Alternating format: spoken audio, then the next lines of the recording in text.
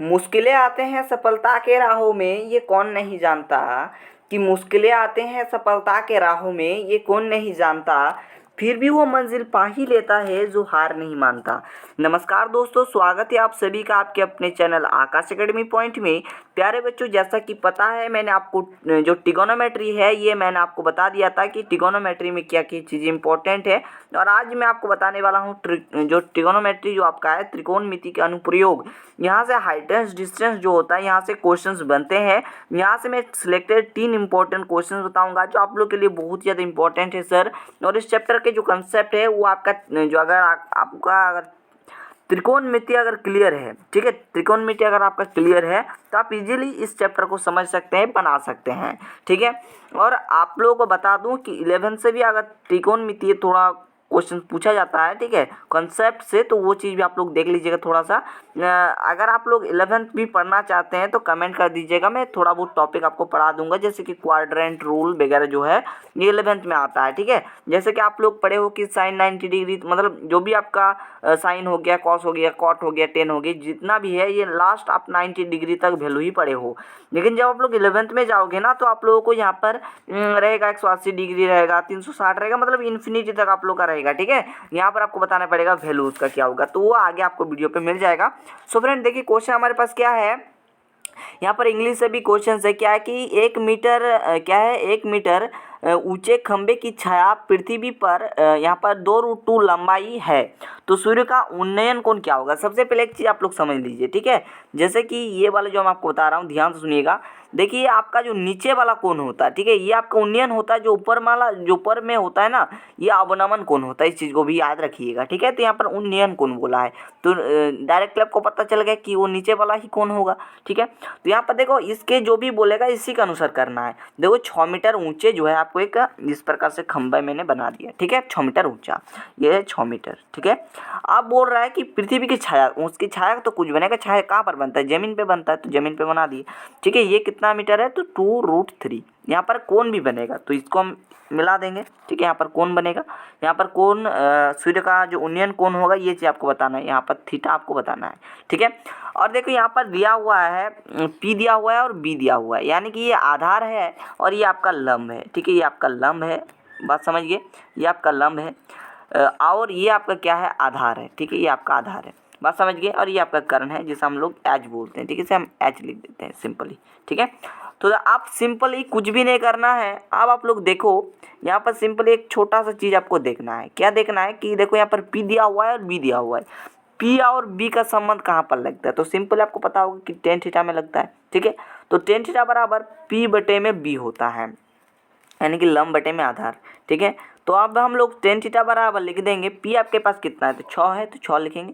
नीचे आपके पास यहाँ पर 2√2 है, तो 2√2 लिख दिए। देखो इससे हम काट देंगे तो देखो 3 दूनी 6 हो गया, ठीक है। तो यहाँ पर बचा क्या, √3/3, तो हम इसको थोड़ा सा परिमेयकरण कर देंगे √3 से, ठीक है, दोनों तरफ, ठीक है। अब देखो यहाँ पर बन जाएगा क्या, इसको हम थोड़ा सा इधर लिखें तो यहाँ पर आ जाएगा 3√3 बटे में आपका हो जाएगा क्या, यहाँ पर √3 गुना में √3 तो 3 हो जाएगा, तो 3 से 3 का काटा हो जाएगा।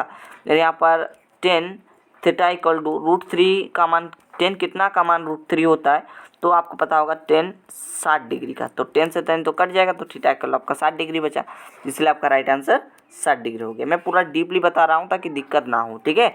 बच्चे अक्सर इस प्रकार के प्रश्न में फंस जाते हैं, ठीक है। अगला क्वेश्चन है कि सूर्य का उन्नयन कोण जब किसी सीधे खंभे की छाया और उसकी लंबाई ऊंचाई के बराबर होगा, तो यहाँ पर भी आपको उन्नयन कोण आपको ज्ञात करना है, ठीक है।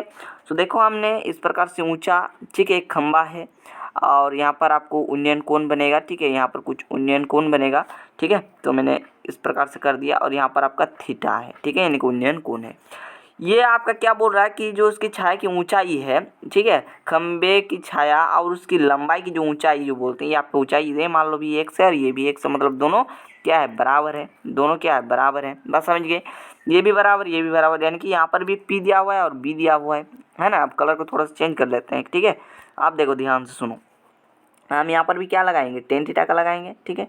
और टेन थीटा पर हम जानते हैं P बटे में B होता है, ठीक है। तो यहाँ पर लिखेंगे ten theta equal to P बटे में B, तो P आपके पास x है और B भी आपके पास x है, यानी कि क्या है, लंबे आधा, जो इंग्लिश वाले विद्यार्थी हैं कोई दिक्कत वाली बात नहीं है, आप लोग भी समझ सकते हो, ठीक है। क्वेश्चन सामने यहाँ पर इंग्लिश से भी लिखा है, ठीक है।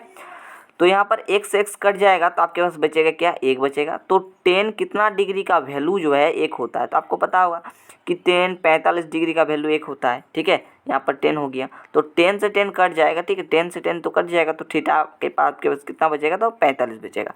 देखो, और आपको बता दें कि पाई का जो वैल्यू होता है वो 180 डिग्री होता है, ठीक है।